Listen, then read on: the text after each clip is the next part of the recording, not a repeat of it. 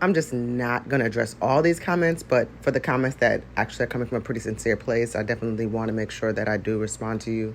And so this individual is asking, why do you have personal trainers on this list, especially since they're on a career trajectory that is leading them down that road and that path? I will say this. Let me just preface it this way.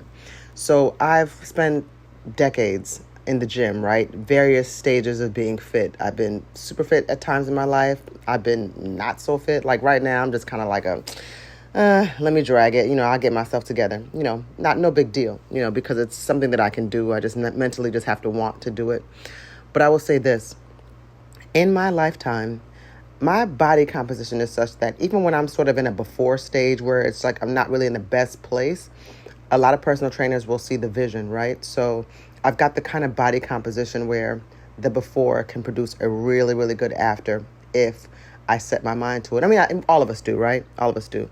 But I'm just saying that with me in particular, there are just some strengths that I have in my composition, right? That make it where a lot of personal trainers just really gravitate toward me. I've had people train me for free just so they can have that client, right? The problem with personal trainers a lot of the time too is, and hear me out when I say this, guys, this is going to make a lot of sense.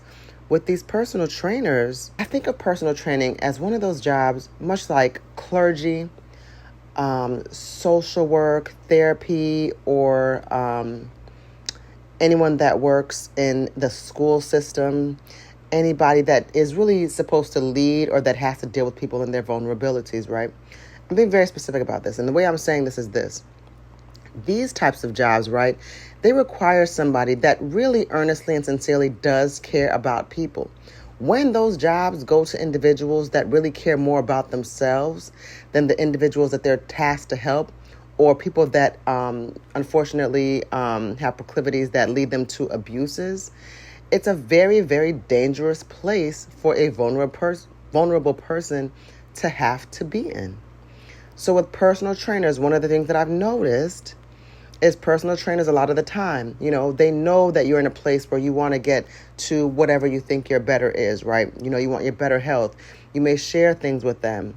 They'll have you in positions. They'll maybe touch you inappropriately. And it's not right, but you don't know if you're just kind of tripping, so to speak, or if maybe you don't understand.